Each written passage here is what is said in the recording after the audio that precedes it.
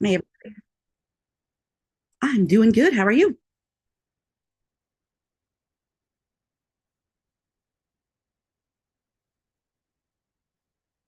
Great.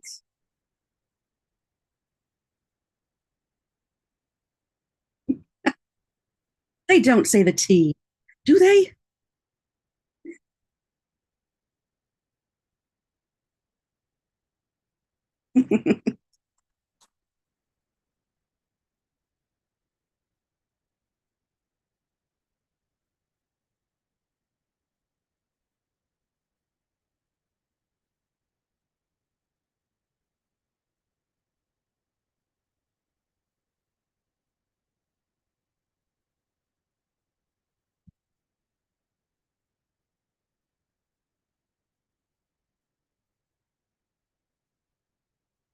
Hmm.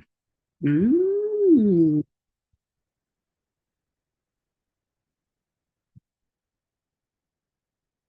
I do. I do. Chopped off, I think, candle in the upper left.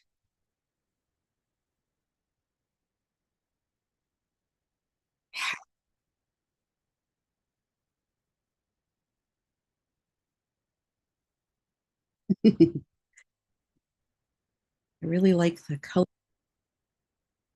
That is, oh, wait, I see another one. I don't want to take all. Oh, okay. And I see this, and I see this, and that's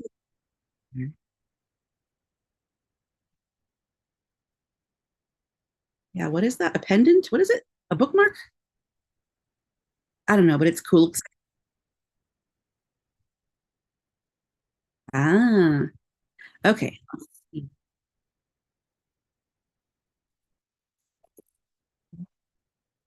Hmm. Well, they're dark. You did? Wait, something's different in the ink blotches. Splotches did. Okay, that means there's two more. Splitch.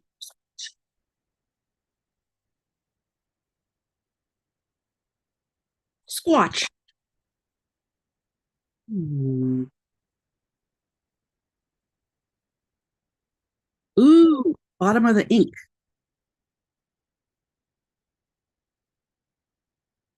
Hmm,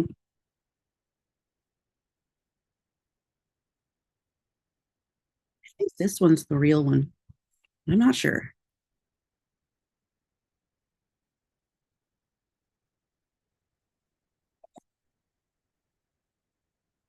Hmm. Tried that. Let's see. Only one more. This one's, wait a minute. I can't quite. Well, the writing is offset, but yeah.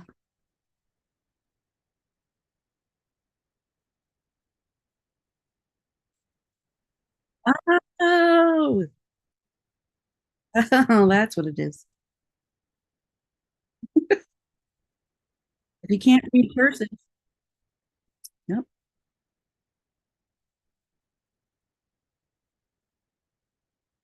Did we get six? Sweet.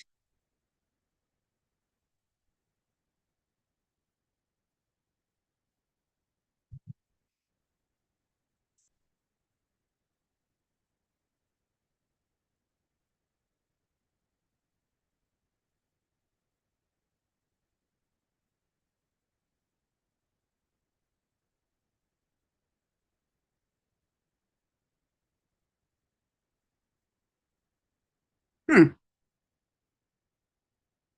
Hmm.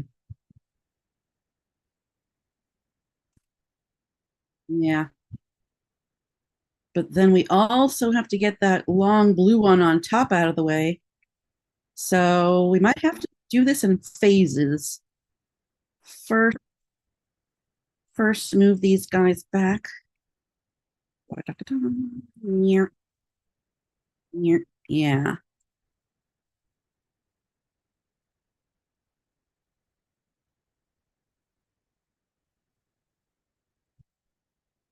And then Mr. Orange can go up.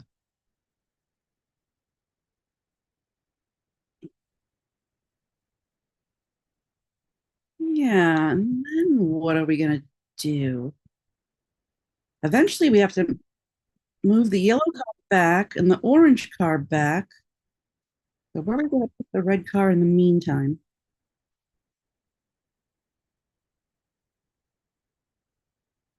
Mhm.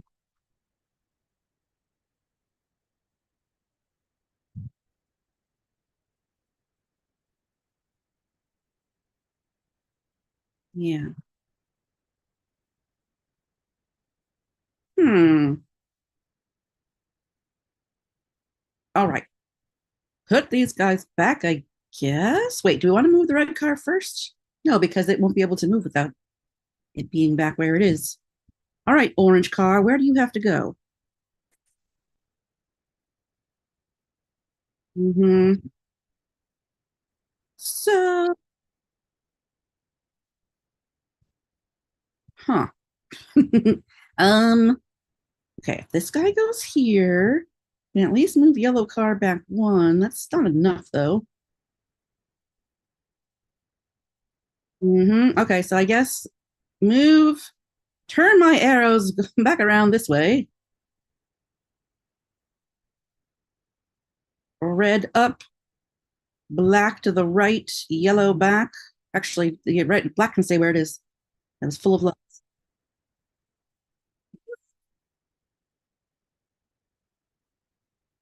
Yeah. Now I think we got it.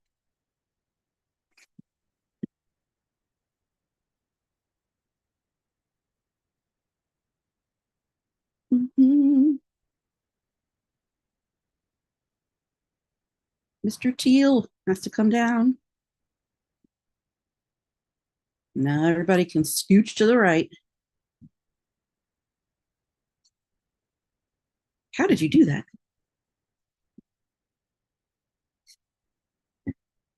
Freedom!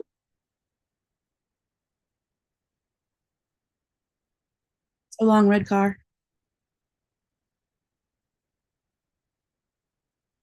Future kids.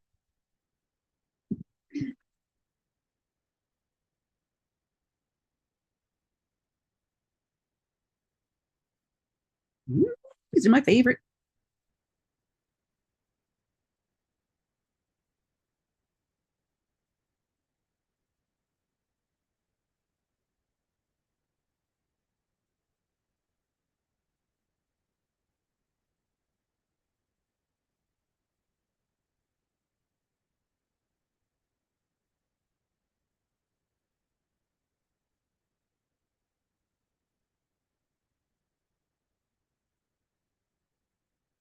Let's do that one first. Nobody else is yellow, and Jared is nobody else. Jared is no other color.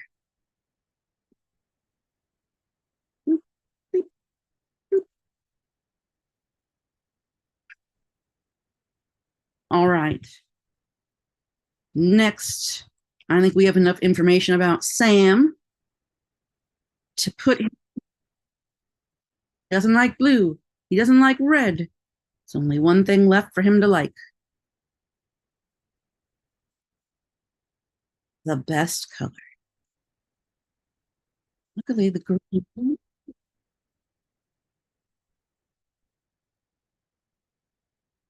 Alia gets red.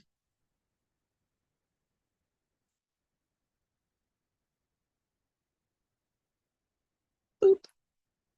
Blue. Boop.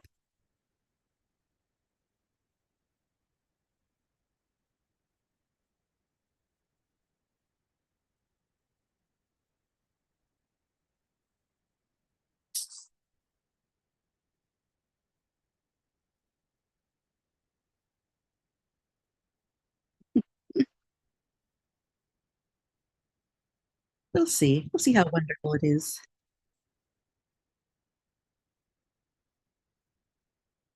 Thank you.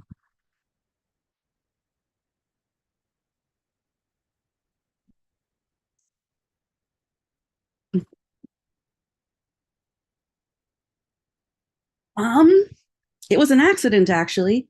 I was originally planning to be a science teacher, and in some ways I still am. But in the process of teaching science, I was teaching math along the way. Because if you have ever been a student in physics, there's a lot of math in physics. I was teaching college, so when we were solving problems in physics, there's a lot of algebra, and my students didn't necessarily know how to do that at the time.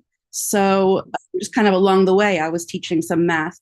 And while somebody must have been observing my class or something, or knew a student, but someone at the college asked me if I would like to teach math over there.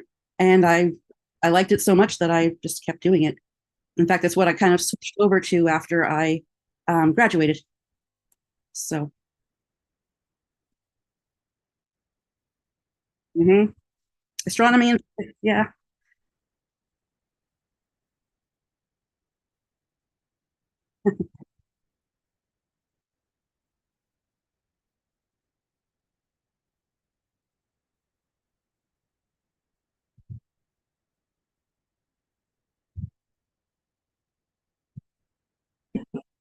harness me. Yes. Um, I have had a supremely lucky background with math teachers. All my math teachers have been some of my best teachers when I was growing up. Um, I don't know why, because we're just naturally a cool group, I guess, or maybe we just all get along because we have that compatibility. Um, yeah, so I had teachers, what from middle school on. Um, I was one of those kids who ends up in the advanced math without really knowing how they got there. Um, so I got to work with these teachers kind of before the rest of the crowd, so it was kind of fun. Um, and then when I got to high school, I think it was my last year of high school, I had just a really really fun physics teacher, and that made me decide to go into physics as a college student, and that's where it all happened from there. I did not really understand. I don't know. I didn't really understand what I was doing, but I enjoyed it nevertheless.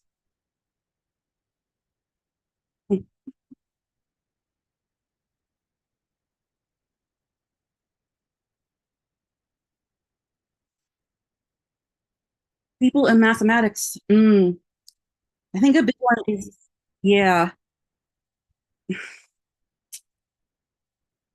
I mean, a lot of people will say that they're not good at math, um, but that's like saying you're not good at lifting weights. You have to practice. You have to try. Different. You have to put time into it and get better.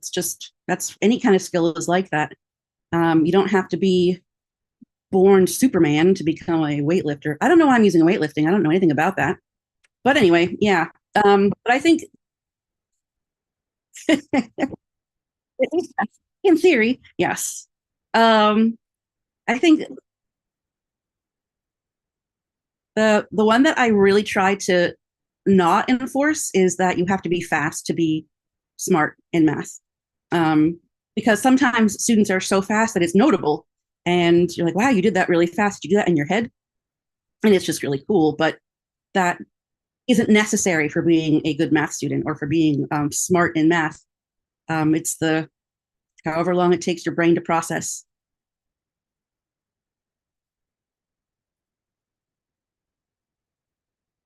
Yeah, yeah, yeah,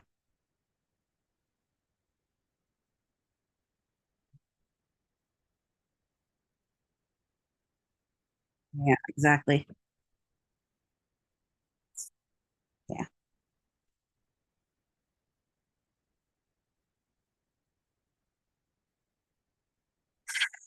I like getting to see my students. all the time. That's fun. And I really like coming up with new ways to make a skill meaningful. So we teach the same skills every year in every school all over the country and all over the world. But this group of students today, in this moment, are seeing it for the first time or are practicing it for the first time in their lives. And how can we make that meaningful for them based on what they know or what they care about? So that's what makes me come back, I think, every day and have fun with it.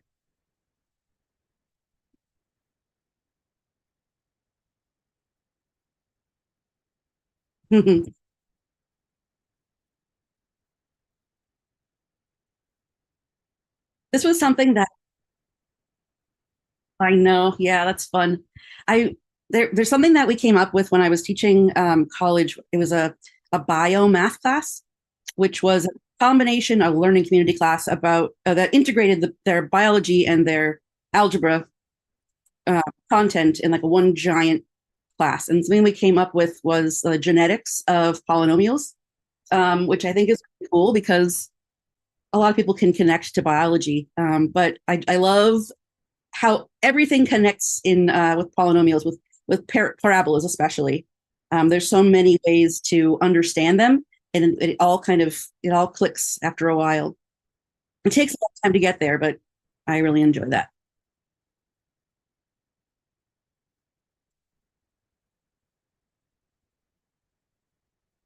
Um, yes, and then how the two different linear equations that are the parents um, generate the child with some of the same properties that they had. So their intercepts, their slopes in some ways are related to what happens with that. Yeah, that oh, it's super cool.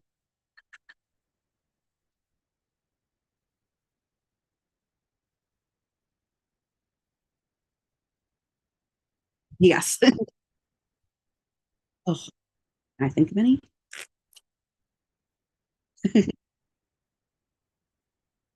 Oh my gosh. I had this student, I think it was last year or the year before. She got really quiet all of a sudden and she said, it's like everything connects. Like she had bridged something in her mind from a topic we talked about a few weeks before and what we were doing then. And I think we were doing something in algebra two, I think, or a later skill in algebra one. Um, but like she had sat there and thought about it and put it together in her mind that these things that we were doing were not just isolated facts, that there was, something underlying all of it that made it all make sense together. I thought that was very charming. Yeah.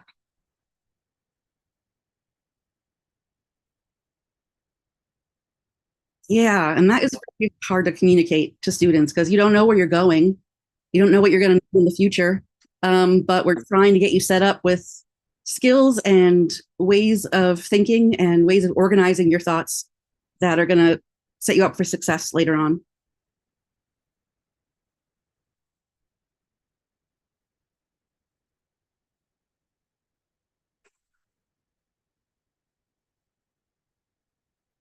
Mhm. Yeah.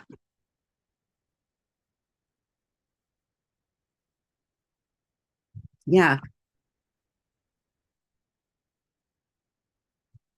Or so they think. Yeah. And then also there's when you're young and your brain is developing, and your brain is always developing, but especially when you're growing, um, sometimes your brain needs another year or two before it's ready to really understand something. So we learn it bit by bit and we come back to it over and over again. So that when you're ready, suddenly it will make sense, even if it didn't before, which is also pretty cool. I've had adults that I've taught that have come to that, something they learned back in third grade and now they're in their 30s and now they understand it because, we looked at it in a slightly different way or drew a particular diagram that suddenly made sense to them because their brains were ready. They had the background and the desire to understand it that made it all suddenly click.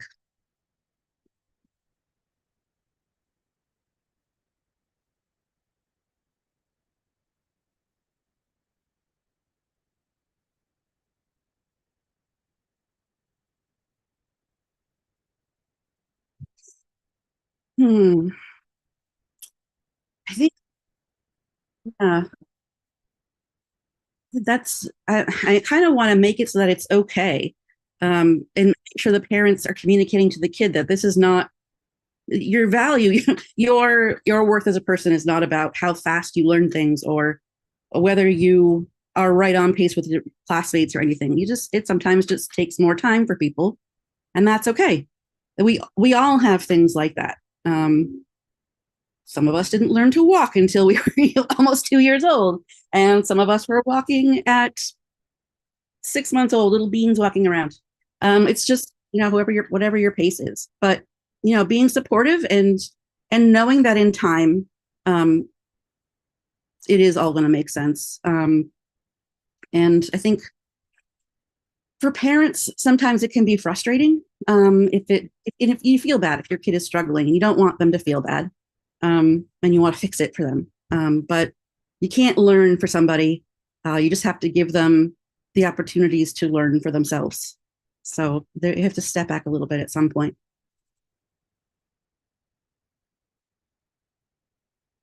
Oh, great. Let's start over. Oh, no. Thank you, Aha. Well, that's much better. It is a much better mic. It helps when it's plugged in. Um, Yeah. oops. There's always one step I seem to forget. My apologies to anybody who missed that. Let me just see if it was. If I could say, no. Well, Zoom was. We can just ask Zoom to Yeah, put it up for us. I'll have to upload the Zoom audio to replace this audio. It was so Whoops. good. We had such good banter. Oh no. We shall banter again. We shall have to rebanter. Come Okay. with us as we run. Yes. So we'll continue our conversation with some different ish questions, but this time they can hear what I asked you. Oh, no. Um, what's one lesson or activity that you that gets the kids excited? That you see them smiling before you finish the lesson. I really enjoy the circle three, and it's probably actually in several circles at the younger ages, the symmetry lessons. They Mm-hmm. are, it's because it kind of is a different area of your brain, maybe, or a different kind of appreciation of just kind of something beautiful to look at. But also Mm-hmm. it's mathematical and it's fun, and the students have a lot of fun using their annotations and making symmetrical drawings and whatever it is, and thinking about how to rotate shapes in their minds, because we can't always do that on a flat page, but we can do it in our minds, and we can do it sometimes reasonably well with Google manipulating things. Mm-hmm. But I really like that one. Yeah, I think I had to fight to keep that lesson in because it isn't very mathematical in terms of like numbers, but it's right. it is very mathematical in terms of patterns and pattern recognition. Yeah. So this lesson that she's talking about, we look at animal skin and fur and scales and even some creepy insects, and we show how they how the symmetry of nature connects to the symmetry that you learn in math class. And I really love that lesson, and I fought really hard to keep it in, and I'm glad that you find it to be one of the most fun. It really is. Awesome. I get excited to kids about that one. I think I'm teaching it today. So yay. Yeah, awesome. I want to. So, as a female, have you ever had to face any challenges or stereotypes while you were learning science and math? I should say yes because it probably is true, but I honestly don't think so. You got a Um, little lucky. did I really think I did? And it might even be like a reverse thing where the girls were more expected to be the, studious ones, and the boys were expected to be more kind of class clown type. So it Hmm. might have Hmm. been, very, very young. I'm not sure. We had a pretty good group of both boys and girls Hmm. at the level I was learning. It was Hmm. probably half, but the ones who were like innately math thinkers have always been the boys. I don't know why, and I don't know if that is, if it's social or biological, or probably both, working together. But I've noticed that my too, and not that it can't be girls, but that it often is the boys, and I don't know why. Yeah, they've. But, If I don't know the exact reason why, but one of my theories is the spatial awareness can kind of help a lot early, and there are studies that show boys develop spatial um, skills, like how to put things together in 3D space, a little bit huh, earlier than girls. Um, interesting. and so if you're visualizing numbers as blocks in your mind, you're using Cuisinart rods, stuff like that. It, it potentially could be the reason why it clicks just a little bit faster, and then any speed advantage of learning something can snowball and Yeah, and get you to a better understanding faster. But I don't think there's anything, like you said, wrong with learning in a different way, and taking your time to understand it in the way that makes sense for you. exactly. So yeah, do you have Yeah, any advice for young female STEM students who might want to get into education or physics or any of the areas you have experience with? yeah. I would say just do what you love and let that be the motivation for the things that you do. Because everything that you go on to, try to get to that next level, or want to be, um, successful and be a professional in something, it's all hard work, Hmm. no matter what. So if it's something that you love, then it makes you want to move forward, and want to keep going, even when things are really hard, and they will be. But Hmm. um, get used to working hard, and in some ways we start to like it. but Hmm. but it's the love of the thing that you are learning about. That's what should be kind of in the background. Yeah, for sure. Push. Yeah, I agree. Just do what you like to do. Do what you love to do. If it's not math, that's okay. Um, but it could be math if you have the right teacher, if you have the right um, person, and that's what we try to do at EMC is make sure that anybody can learn math um, by just approaching it differently, approaching it from a more loving point of view. I think you know what I mean. Yeah, because we love our students, but we also love our content, and Yeah. we want to also feel that love and that joy of figuring things out. And we want to, plant that seed, because math can open up so many doors for you, in the future, or rather, it keeps doors from being closed on you. You're going to Yeah. need something in the future, whether it be in Yeah. business, statistics, or whatever. All these things have their own breed of math, that you will eventually have to learn, and we want to get you ready for that, so Yeah. you If can you be. exactly, I love it. Um, what's a math concept do you think everyone should, on that note, understand when they leave high school? What's something that everyone should have and will use?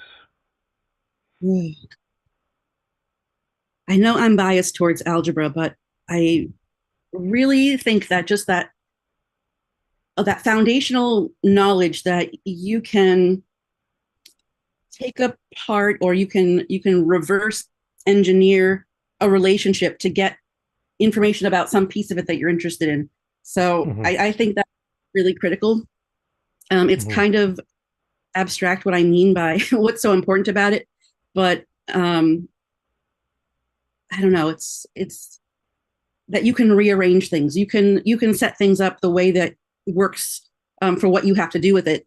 And having that skill, you can do that with absolutely any kind of equation, any kind of relationship that you are interested in. Hmm. So, and also being unafraid of fractions. That seems to be a huge stumbling block for a lot of students as they go on to college, and why Hmm. I ended up with students in my math classes, because they fractions for whatever reason.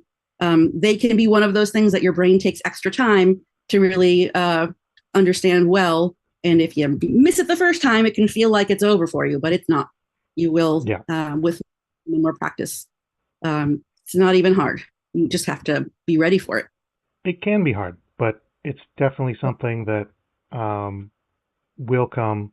And I think the thing that made it click for me was when I had a teacher who just said, fractions are division. That is Mm-hmm. all. That is all they are. There's nothing crazy about them. They're just top thing divided by the bottom thing. And it's a different way of writing a division problem. And as soon as that clicked for me, it really kind of, yeah. But I agree. Fractions and algebra basics in terms of problem solving, those are something you're going to use. You might not use it for solving for x like you do in math class, but you might do Exactly. it for solving for how much I need to put away this month so I can retire. Yeah. Yeah, Oof. Yep. And they're stuff all like that. just numbers. Yeah, some students thought, I don't know, I've had this too, where students think that we made up math to be confusing on purpose or something like that. But fractions, Oh, all the math we have is because we found it either useful or beautiful or interesting, yep. not because we punish students. Yeah. But well, fractions are numbers on the number line on a measuring tape. There's fractions all over it, and if you've been Hmm. using that, you've been all along. Yeah. On that note, you said, are we making it confusing on purpose?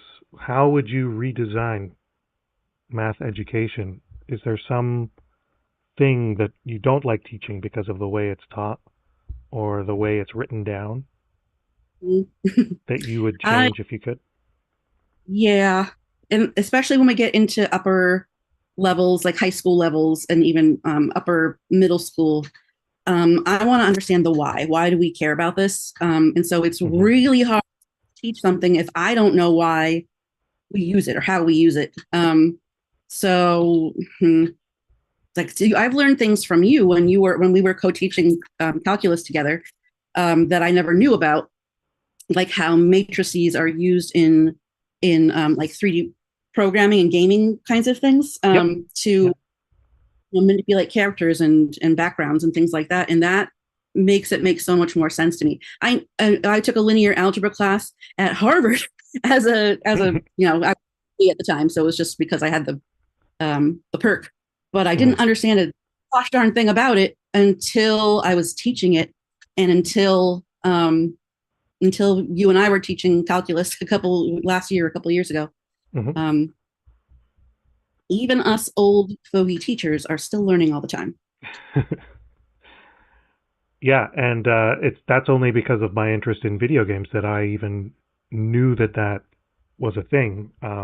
Like I went back to college for game programming, and that's when I realized, oh, your GPU, your graphics processing unit, is the reason you need it is because it does matrix math faster than your CPU because Wow. it's storing the all the matrix locations of and or vector locations of all the 3D objects that it's rendering to the screen. And then it has to That take it's those and collapse them into a 2D image cool. using Yeah, if you didn't, projection. I wouldn't So know that. it's just really good at projecting vectors onto a flat surface. So interesting. And somebody had to figure that out and Hmm. realize that was what we needed for awesome games. And The they next did it in thing, the 1600s, a long time ago. It's just Euler and all the other people in that time era. They they were doing. Actually, he was 1700s, I think. But all of for that sure. math was developed a long, long time ago. Yeah. Yeah. Some of the Um, things that we teach thousands of years old. mhm, Um, and they didn't necessarily have something they wanted to use it for, but mhm, we do now because we have the we have the knowledge that they have built, and so mhm, now we have our technology that they couldn't do before. It's just amazing. exactly. Speaking of technology, that was my last question. How has technology changed teaching for you since you started teaching? A lot of different things. So of course, teaching over Zoom is has been new. That wasn't a thing when I first started teaching. Um, but also there's lots of super cool tools that we have now, like Desmos. I use that all the time. If I had Hmm. had that as a student, imagine how much time I would have spent with it. It's just so fun, but also like it helps you understand things that it's really hard to do on your own, working by hand. The way that we learn things then. And so Hmm. they're great to use because you can give students these tools and they can use them or not, but we can show them how they work and how they can use them, and then they can take it and run with it. So that's really fun. Hmm. Knew more about things like GeoGebra. I think it has Hmm. even more capability that would be super cool in like algebra B, but I don't know it well enough to really harness that. So someday. I definitely want to bring it into pre-calculus when they get into the 3D graphing and showing them, how can you make a 3D object that looks a specific way. Yeah, very cool. Yeah.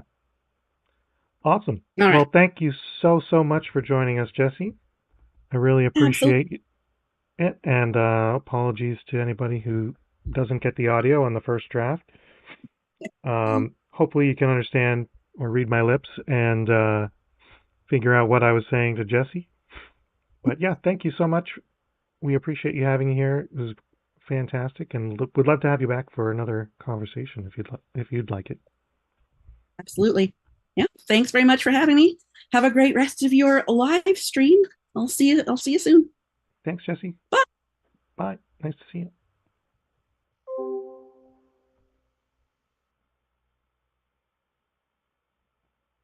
Okay, that was our chat with Jesse.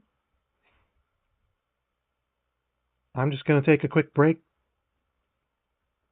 to see what's going on with my voice. I'm just going to hydrate a bit, and we'll be back and do some competition questions.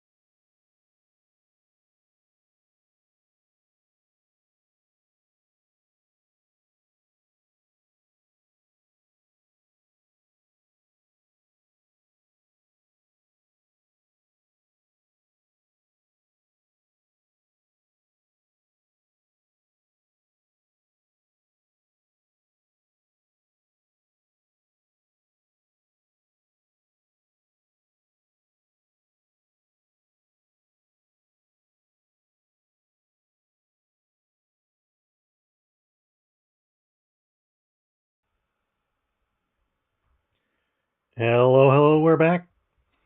And we're going to be doing some competition style problems for a little bit. So we're going to start off with this one. A square with an area of 100 square inches is cut into one smaller square plus two identical trapezoids as shown.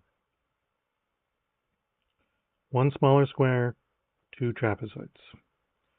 The area of the smaller square is 24 square inches. What is the area of one of the trapezoids? So today our focus level is grades 3 and 4. So 5 plus will find this a little easy.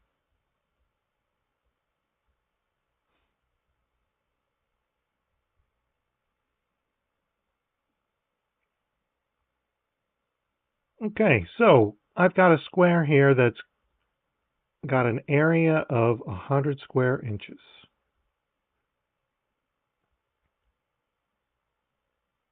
And that's the whole square.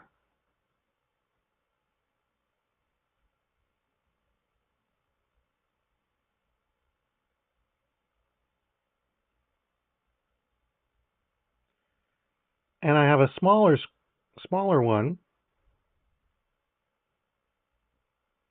a smaller square that is 24 square inches.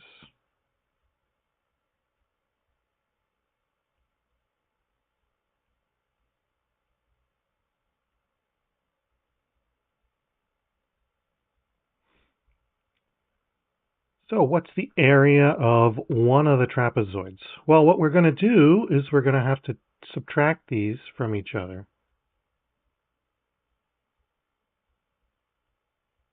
If I take this 24 square inches out of the whole square, I have both trapezoids left. 100 minus 24, borrow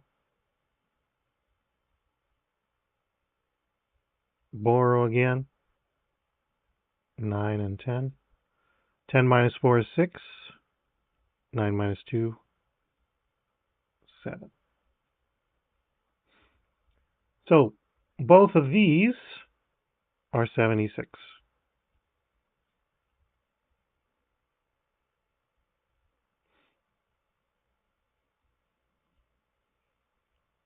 So let's take that and we're going to divide it into two equal parts.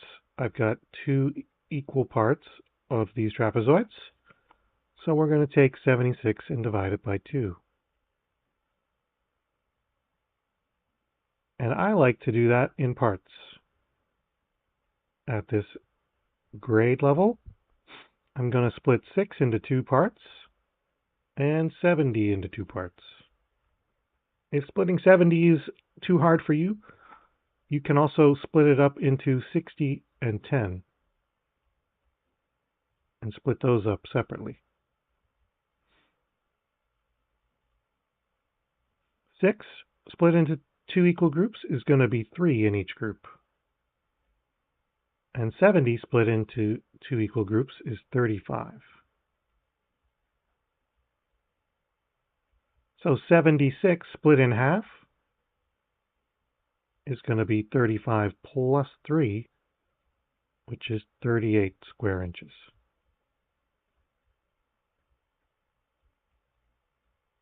And that's the area of one of the trapezoids.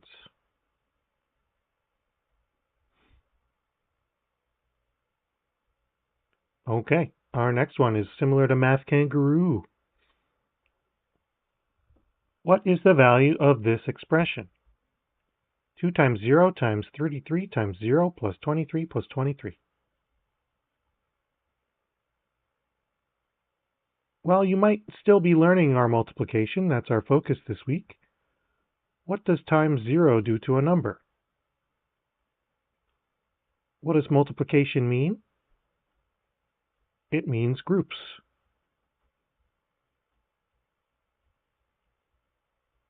Of. Two groups of 0. Two groups of nothing. How much do I have? Two groups of nothing is nothing.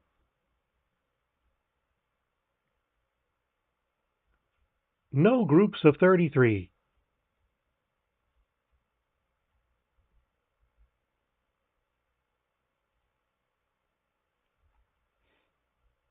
That's also nothing. No groups of nothing.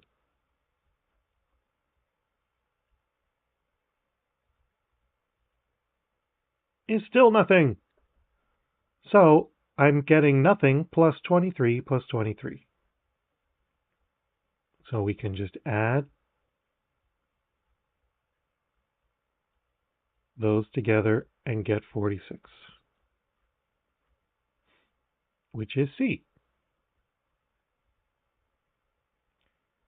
As soon as I have 1 0 showing up in a times, the whole thing becomes 0. So it's really handy to just delete everything that has a times 0 by it. Okay. Next question. On one side of Long Street, the houses are numbered with consecutive odd numbers from 3 to 17. On the other side of that street, the houses are numbered with the consecutive even numbers from 6 to 18. How many houses are there on Long Street?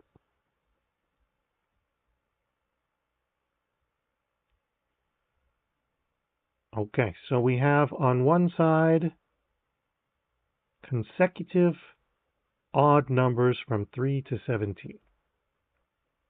So we need to know what this consecutive means.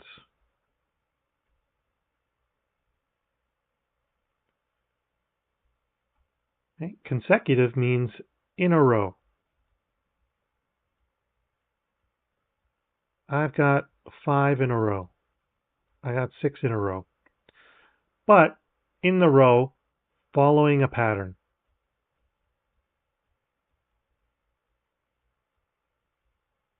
What's the pattern? Here, the pattern is odd numbers. Okay, so I want to put all of the numbers that are odd in a row between 3 and 17. So I'm going to have 3, 5, 7, 9, 11, all the way up to 17.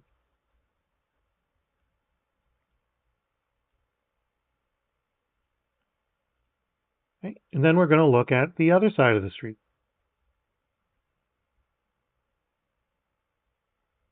They're consecutive evens from 6 to 18.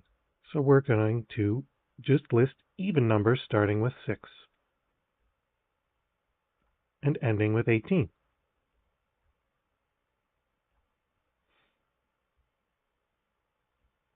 6, 8, 10.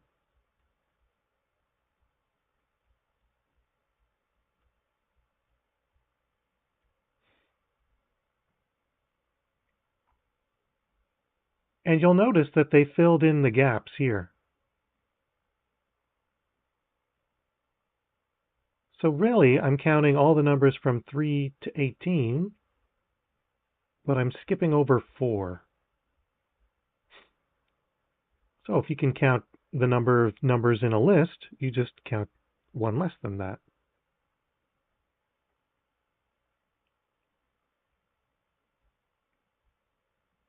But for our list, since we've already got it listed out, we can just count. I have how many of these? 1, 2, 3, 4, 5, 6, 7.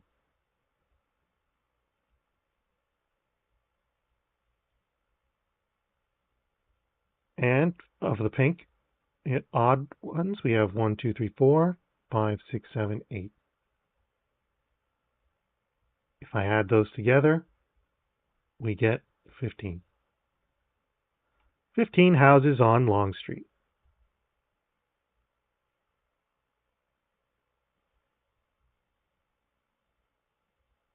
Okay, our next competition problem from Math Kangaroo. Similar to Math Kangaroo. The structure shown below is made by gluing together sides of 10 cubes. Roman painted the entire structure, including the bottom. How many faces of the cubes did he paint? So a face is one side of the cube. How many faces did he paint? So we're going to have to visualize in our head what this will look like from a different angle. I like to start with the visuals that I can see on this one. So I can see all of the tops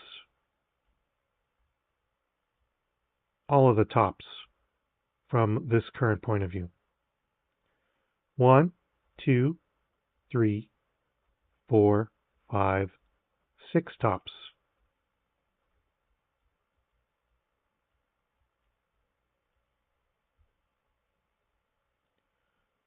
Now let's look at it from the right.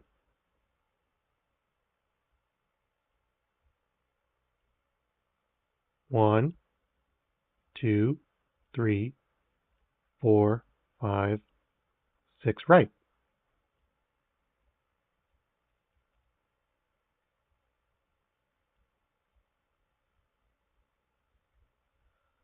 Now let's look at it from the front.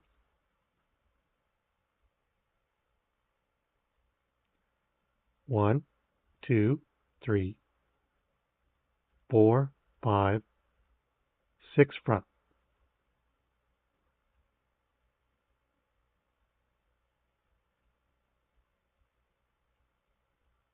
Have we seen the pattern yet?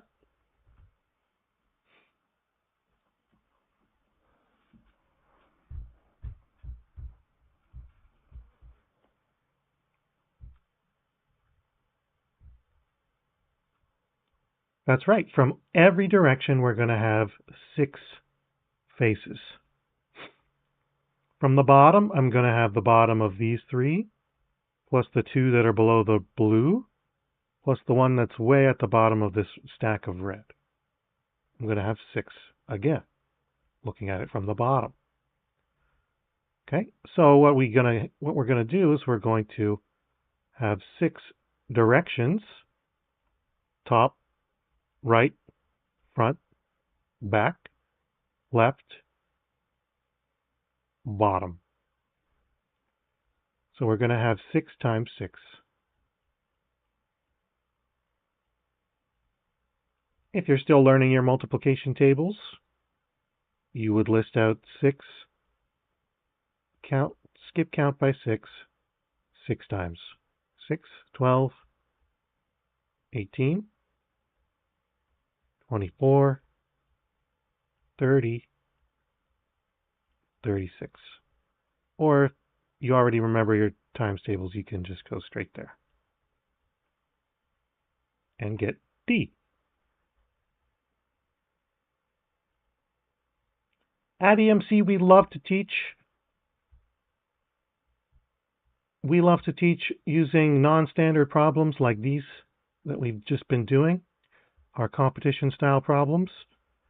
You can find out more at emc.school, our website. Feel free to jump over there and check out our different content and let us know how we can set up a free evaluation, and we will get you into one of our classes to try out. Hey, before we go today, I wanted to play a game, but I'm hoping somebody's here in chat to play with me.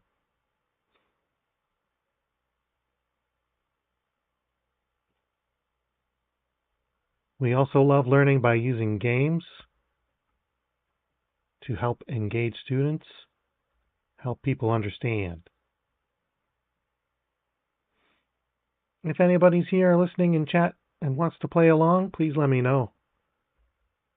That'll determine which one I play.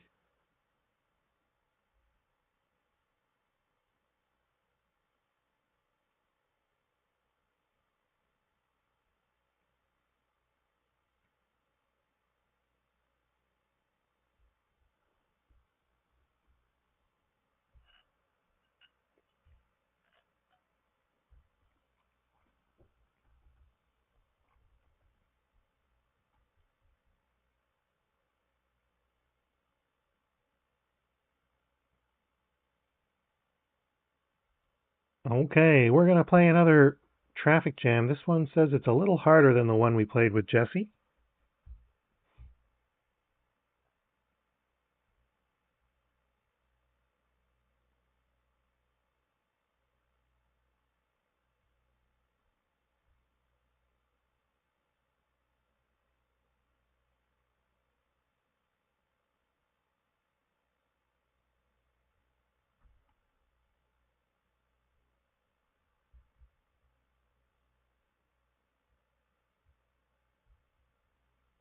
So we have to get the red car out the exit. We can only move cars up and down, left and right.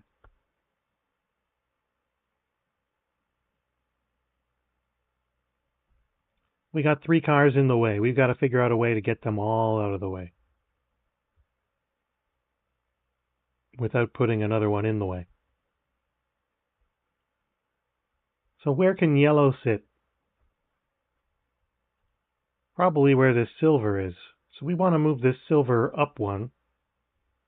But if I do that, that's also going to stop green from being where I want green to be.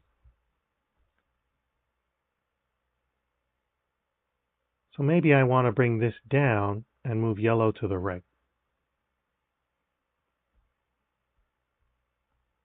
So let's try that out. Move this down to get this one out of the way and this one out of the way. Now we just have to figure out a way to get yellow over. So if I move this over, I can move these 2 up to get yellow out of the way.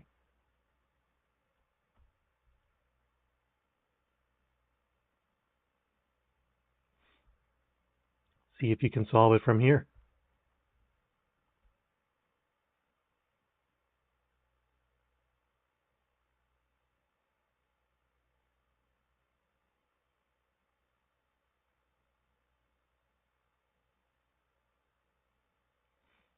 Okay, if you saw that we have to move this out of the way, but what we can do is temporarily put red almost there so that we can put yellow back where it was to move these back where they were and move this one out of the way.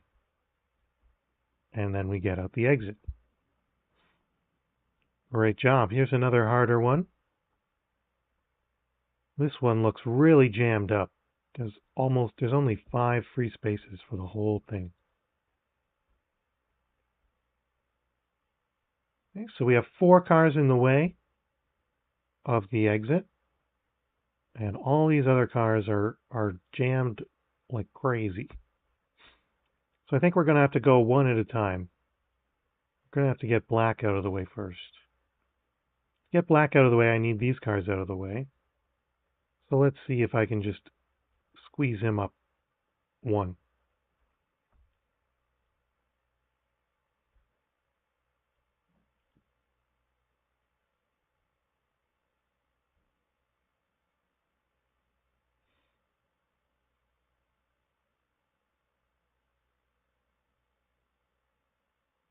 Well, now we can move this one back and bring these down.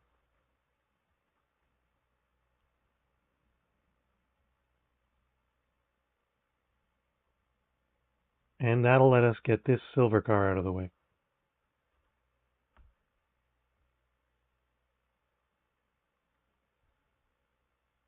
Which will let us move blue and yellow and get these 2 out of the way.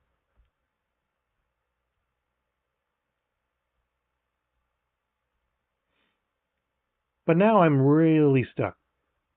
I need to get green out of the way.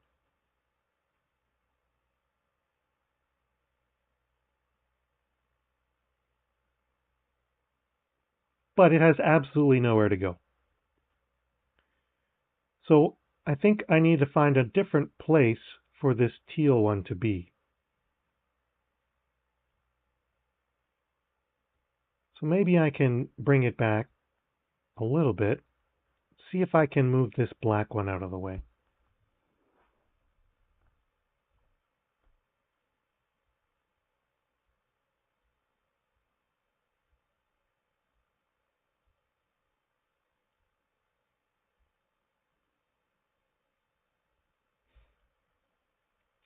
Looks really jammed in here.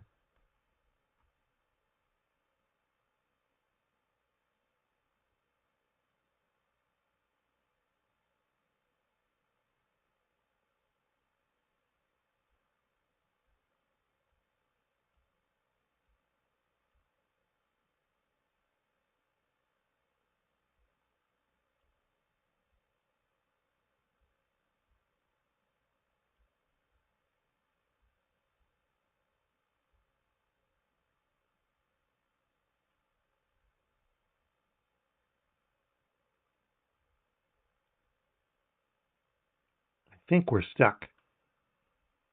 We'll have to come back to that one.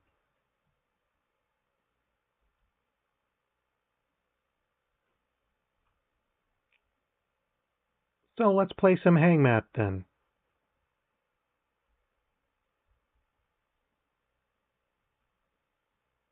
Our category is multiplication, like our theme for the day.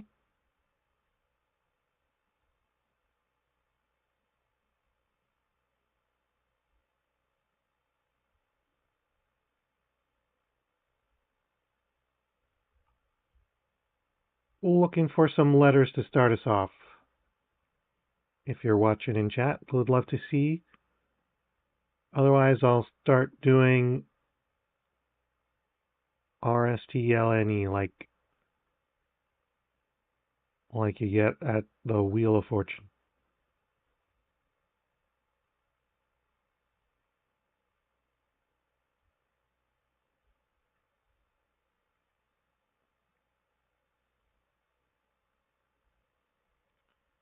Okay, there's no R's. S, we have a couple S's.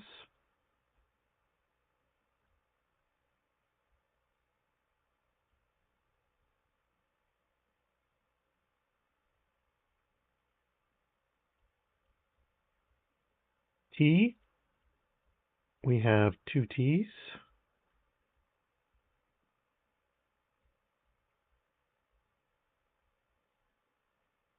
L, we have no L's.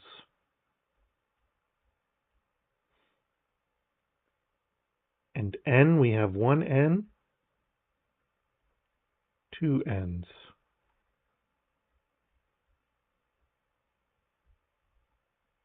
Oh, I missed an S. And E is the last one that they give you for free on the Wheel of Fortune. So see if you can figure out what it says.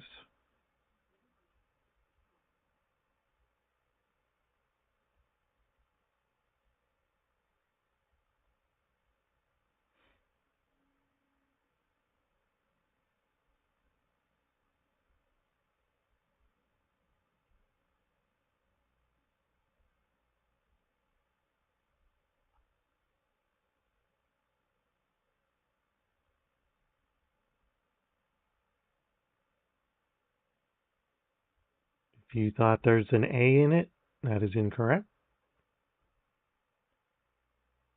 There's also no U in it.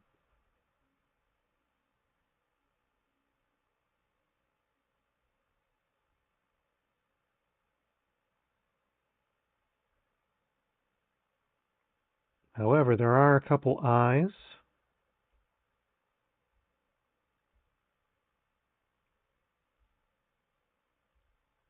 And hopefully you can now see that because it's multiplication, we got some times going on. And it looks like we have two different numbers, 7 and 16. So our hang math solution is 7 times 16. But what is that?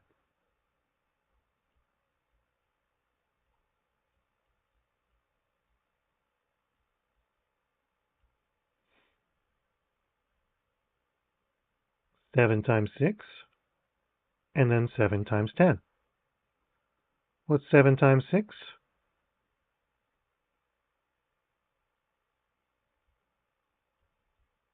If you said 42, you're correct. And what's 7 times 10? 70, of course. And we're going to add those two together. 2 plus 0 is 0 is 2. 4 plus 7 is 11. And we get our solution is 112.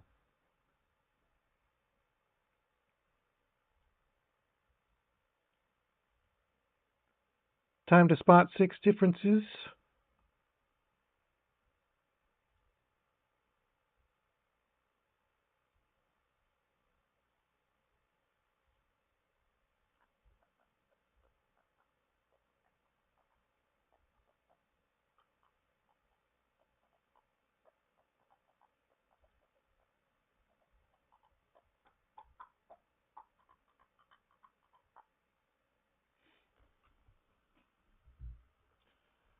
Okay, spotting 6 differences.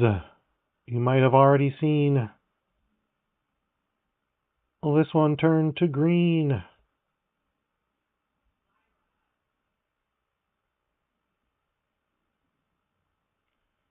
This hole got filled in.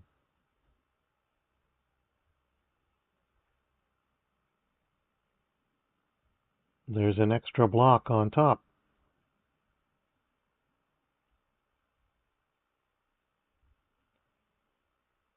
All 3 holes got filled in here. Let's see if you can find the last 2 differences before I reveal them.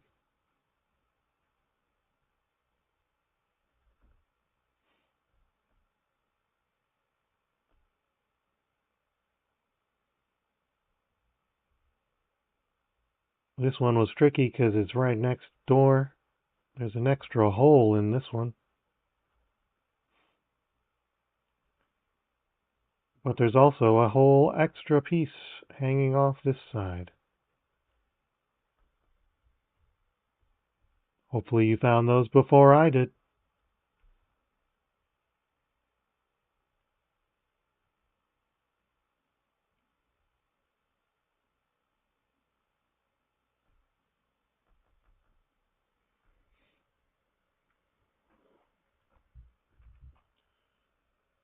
Okay, that was our game segment.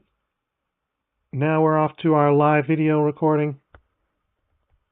We're going to have a short little mini lesson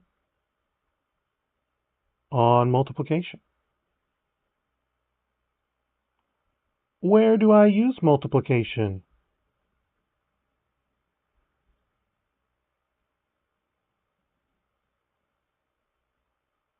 I use it everywhere. I can use it to calculate how much I am getting from my crops. I can use it to figure out how much 3 people would cost to fly to a desert island. I can use it to figure out how much I will get at the grocery store, or how much paint I'll need to put on a wall, or how much fabric I need to make 3 dresses, or what my final score will be in a video game, or even at a vet clinic, figuring out how many drops of medicine I need to give depending on the weight of the dog. There's so many different ways we can use to multiply. So what is multiplication? It's repeated addition.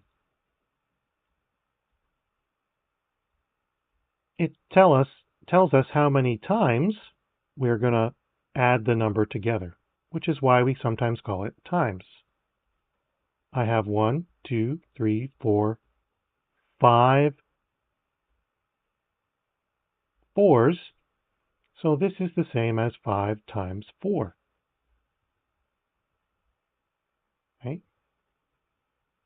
3 times 8, I could write as 8 plus 8 plus 8.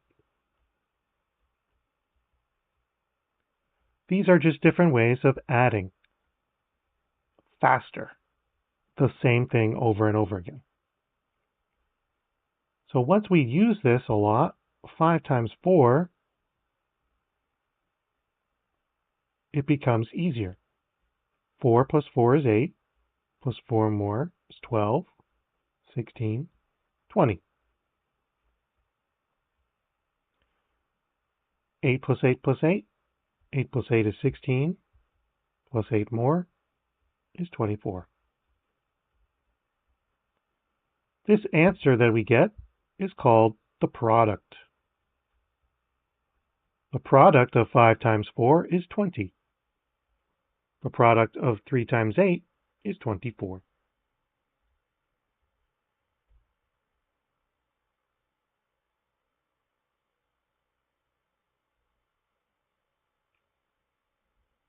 So 5 times 4 was 20, and 3 times 8 was 24. Let's see if we can do some of these other ones here. Don't have to do them all.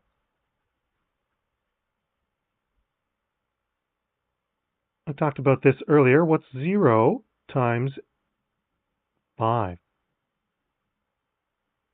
It's 0 groups of 5. If I have 0 groups of something, that means I have nothing. So I'm going to get 0. In fact, because I have 0 groups of all these numbers, I'm going to get 0 down this entire column.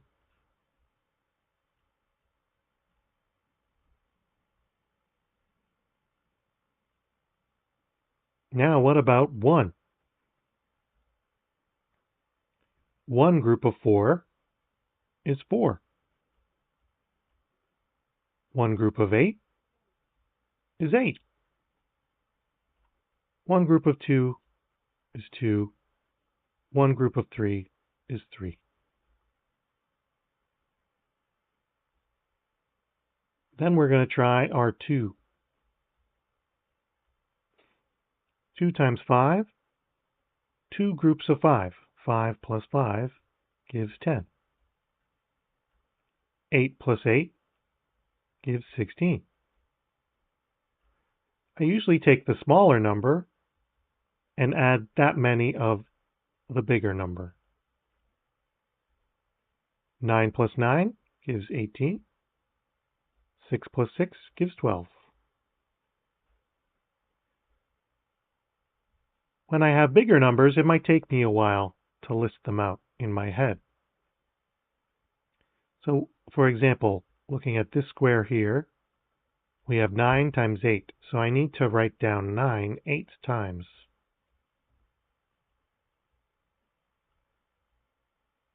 4, 5, 6, 7, 8 nines, and we're going to add all of those up together.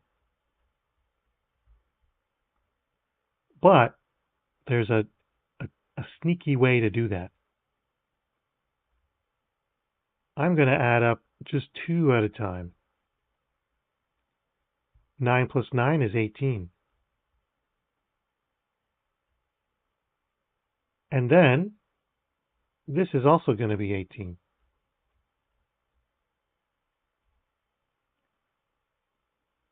Now, what is that going to give us? 18 plus 18. 8 plus 8 gives 16. Carry the 1. 36. So this much is 36. And so is this much, because it's also 4 nines added up together. So our final answer is 36 plus 36. 6 plus 6 is 2. Carry a 1. 3 plus 3 plus 1 gives 7. Our final answer here is 72. Hope that helps you figure out the rest of that square, this times table. Give you a few more seconds to fill it in.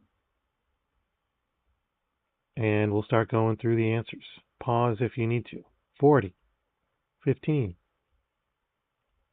32, 64, 36, 27, 24, 48, And our last one is 18.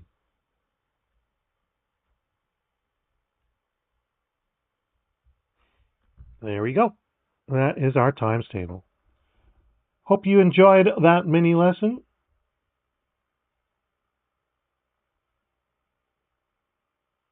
We will see you all next time on EMC Live. Thank you for joining us, saying hi, and I hope you enjoyed Jesse as our guest.